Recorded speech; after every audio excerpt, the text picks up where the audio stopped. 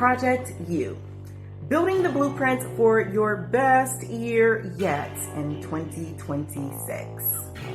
Now, before we move any further, I do want to say that this can be your best year, and hopefully it will be, but we must realize that this is conditional.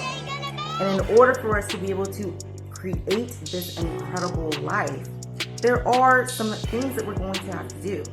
And one of those things is something that, a lot of times we just don't want to hear. And that's because, it's so much easier said than done. And that is, we must do the work.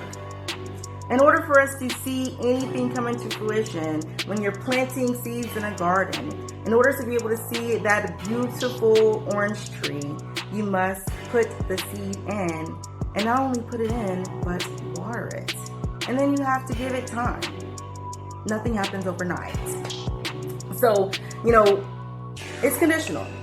But the great thing about it is if you are joining us here at Inspire with Andy, you're going to be well on your way, because throughout this month, we are going to be doing the things that's needed in order for us to be able, we're going to be planning and getting ourselves prepared, building that blueprint so that we can walk into 2026 ready to execute. Now, when we're looking at a typical project, whether it be in business or an organization, and even in your home life, one thing that should be done, which of course is not always done, should be, but at the end of a project, there should be a project closeout.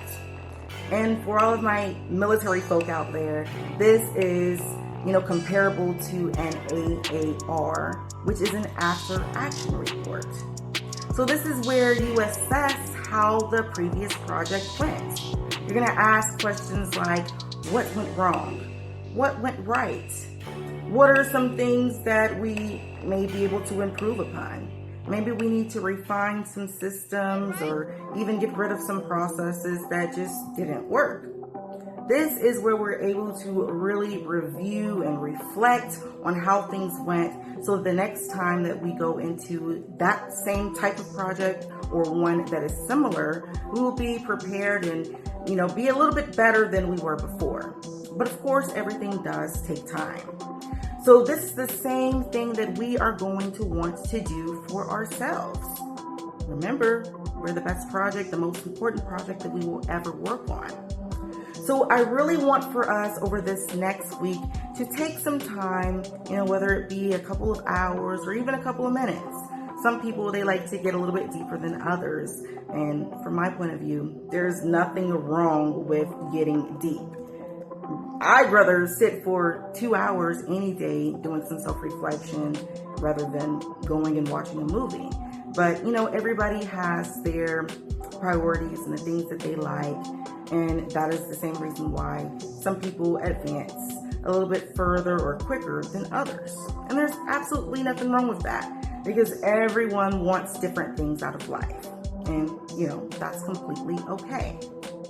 So over this next week, getting back on topic, I really want for us to sit down for however long that you see fit and ask yourself some questions about this year, so that, of course, we can end it strong and be able to really build that blueprint.